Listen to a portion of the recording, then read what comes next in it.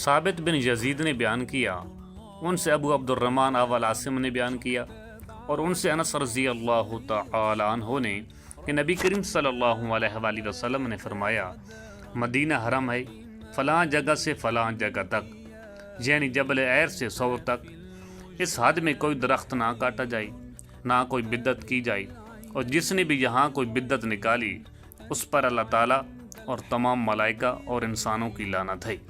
صحیح بخاری حدیث نمبر 1867۔ ابو معمر نے بیان کیا، کہا ہم سے عبد الوارث نے بیان کیا، ان سے ابو التیہا اور ان سے انس رضی اللہ تعالی عنہ نے بیان کیا کہ نبی کریم صلی اللہ علیہ وآلہ وسلم جب مدینہ ہجرت کر کے تشریف لائی تو حضرت صلی اللہ علیہ وآلہ وسلم نے مسجد کی تعمیر کا حکم دیا۔ آپ صلی اللہ علیہ وآلہ وسلم نے فرمایا، اے بنو نجار، تم اپنی اس زمین کی مجھ سے قیمت لے لو، لیکن انہوں نے عرض کی کہ ہم اس کی قیمت صرف اللہ تعالیٰ سے مانگتے ہیں۔ پھر حضرت صلی اللہ علیہ وآلہ وسلم نے مشرکین کی قبروں کے متعلق فرمایا اور وہ اکھاڑ دی گئیں، ویرانہ کے متعلق حکم دیا اور وہ برابر کر دیا گیا، کھجور کے درختوں کے متعلق حکم دیا اور وہ کاٹ دیے گئے اور وہ درخت قبلہ کی طرف بچھا دیے گئے۔ صحیح بخاری حدیث نمبر 1868۔ عبد الحمید نے بیان کیا، ان سے سلیمان بن بلال نے، ان سے عبید اللہ نے، ان سے سعید مقبری نے، اور ان سے ابو ہریرہ رضی اللہ تعالی عنہ نے کہ نبی کریم صلی اللہ علیہ وآلہ وسلم نے فرمایا، مدینہ کے دونوں پتھریلے کناروں میں جو زمین ہے وہ میری زبان پر حرم ٹھہرائی گئی۔ حضرت ابو ہریرہ رضی اللہ تعالی عنہ نے بیان کیا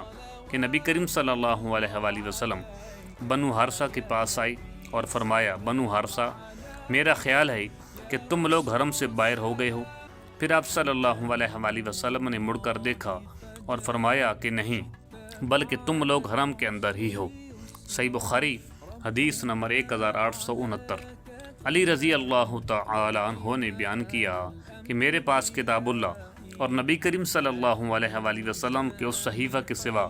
جو نبی کریم صلی اللہ علیہ وآلہ وسلم کے حوالہ سے ہے، اور کوئی چیز شرعی احکام سے متعلق لکھی ہوئی صورت میں نہیں ہے۔ اس صحیفہ میں یہ بھی لکھا ہوا ہے کہ حضرت صلی اللہ علیہ وآلہ وسلم نے فرمایا، مدینہ آئر پہاڑی سے لے کر فلاں مقام تک حرم ہے، جس نے اس حد میں کوئی بدعت نکالی یا کسی بدعتی کو پناہ دی تو اس پر اللہ اور تمام ملائکہ اور انسانوں کی لعنت ہے، نہ اس کی کوئی فرض عبادت مقبول ہے نہ نفل۔ اور آپ صلی اللہ علیہ وآلہ وسلم نے فرمایا کہ تمام مسلمانوں میں سے کسی کا بھی عہد کافی ہے، اس لیے اگر کسی مسلمان کی دی ہوئی امان میں دوسرے مسلمان نے بدعہدی کی تو اس پر اللہ اور تمام ملائکہ اور انسانوں کی لعنت ہے، نہ اس کی کوئی فرض عبادت مقبول ہے نہ نفل۔ اور جو کوئی اپنے مالک کو چھوڑ کر اس کی اجازت کے بغیر کسی دوسرے کو مالک بنائے اس پر اللہ اور تمام ملائکہ اور انسانوں کی لعنت ہے،